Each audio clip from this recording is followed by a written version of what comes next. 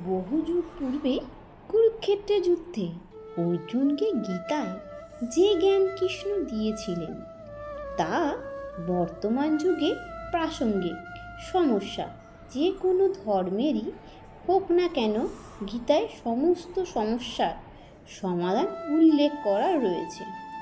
গীতার উপদেশ পালন করলেই তা ব্যক্তিকে সাফল্যের পথে এগিয়ে দিতে পারে।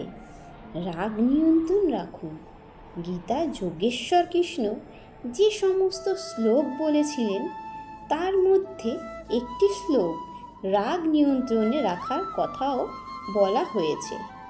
এর অর্থ ব্যক্তি যখন রাগ করে তখন ভ্রম সৃষ্টি হয়, অর্থাৎ ঠিক ও ভুলের মধ্যে বিভেদ ব্যক্তি ভুলে যায়, শুধু রাগ জীবিত থাকে। এর ফলে বুদ্ধি ও ভ্রষ্ট হয়। এরপর সেই ব্যক্তির সঙ্গে যে কোনো সঠিক বিষয় তর্ক করার কোনো অর্থ থাকে না। এখন থেকেই ব্যক্তির পতন শুরু হয়। বর্তমান সময়ে নিরীক্ষে এর প্রাসঙ্গিকতা বিচার করে বলা যায় যে কোনো কাজ করার সময় ব্যক্তি ক্ষুব্ধ হলে সেই কাজ তা প্রভাবিত হয়। অনেকেই সময় রাগে বসে ব্যক্তি নিজের চাকরি, সম্পর্কে ও জীবনকেও বাজি রেখে দেয়। তাই রেগে গেলে কিছুক্ষণ শান্তভাবে বসে তার পরিণাম সম্পর্কে বিচার করে নেওয়া উচিত। দৃষ্টিভঙ্গি। কৃষ্ণ বলে ব্যক্তিকে জ্ঞান ও কর্মকে একভাবে দেখা উচিত, অর্থাৎ এই দুটি বিষয়কে দেখার দৃষ্টিভঙ্গি একই হওয়া উচিত।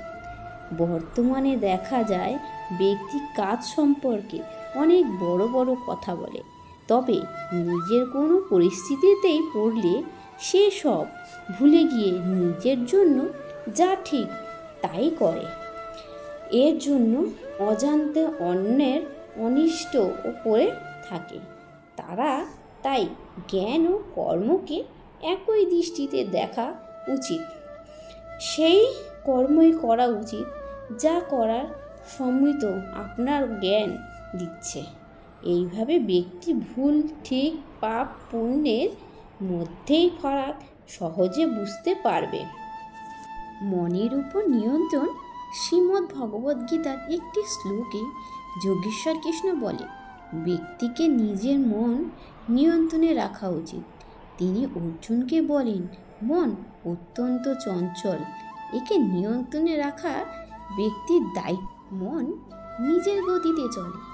কৃষ্ণ এই উপদেশ বর্তমানে কিছু সময়ের জন্য সেই কাজ আনন্দদায়ক হলেও ভবিষ্যতে নিজেরাও ক্ষতির মুখে পড়তে পারে। চঞ্চল মনের জন্য ব্যক্তি সব জেনে শুনে ভুল পদক্ষেপ করে থাকে। তাই এমন কাজ করা থেকে বিরত থাকা উচিত, না হলে ব্যক্তির মন তার সবচেয়ে বড় শত্রুতে পরিণত হবে। ভালো বন্ধু।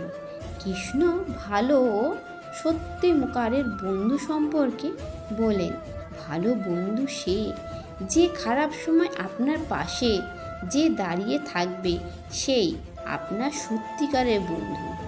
সমস্যা এলে যে দূরে সরে যায় সে ভালো বন্ধু নয়। এমন হলে শীঘ্রই তার পরিত্যাগ করুন, না হলে ব্যক্তির বন্ধুর সংখ্যা তো বাড়বেই, কিন্তু প্রয়োজনে কারোর সহযোগিতা লাভ করবে না। বর্তমানে এমন অনেক বন্ধু দেখা যায় যারা ভালো সময় সমস্ত বন্ধুদের সঙ্গে মিলে হাসি ঠাট্টা আনন্দে মেতে থাকেন, কিন্তু খারাপ সময় এলে সঙ্গ ছেড়ে দেন। খুব কম বন্ধু এমন হয় যারা কঠিন সময় আপনার সঙ্গে থাকে। অভিজ্ঞতা থেকে কিছু শিখুন। কৃষ্ণ অর্জুনকে বলেন ব্যক্তিকে নিজের গুরুত্ব ছাড়া অভিজ্ঞতা থেকে জ্ঞান অর্জন করা উচিত, না হলে ব্যক্তির সমস্যা পড়তে পারে। বর্তমানে দেখা যায় যে ব্যক্তি বয়স্কদের পরামর্শ এড়িয়ে যাচ্ছে, তবে এমন করা উচিত নয়। তার অভিজ্ঞতা থেকে শিক্ষা লাভ করে এগানোই উচিত, যাতে সহজেই লক্ষ্যে পৌঁছতে পারে। দেখা যায় যে অসফল সত্য ব্যক্তি তা থেকে শিক্ষা লাভ না করে একই ভুল বারবার করে গিয়েছে। এর পরিবর্তে অতীতের ফলাফল বিশ্লেষণ করে শিক্ষা লাভ করা এবং সেই অভিজ্ঞতার সাহায্যে জীবনে এগিয়ে যাওয়া উচিত। মোহ ত্যাগ করে সত্যকে জানুন। কৃষ্ণ অর্জুনকে জানান মোহর পরিবর্তে সত্য জানার চেষ্টা করা উচিত, অর্থাৎ শরীর একদিন নষ্ট হবে, তাই এর মোহ ত্যাগ করো।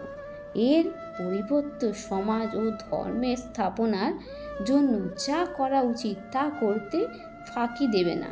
বর্তমান যুগে এর প্রাসঙ্গিকতা ব্যাখ্যা করতে গিয়ে বলা যায়, ব্যক্তিকে ঈশ্বর ও ধর্ম জানার চেষ্টা করা উচিত।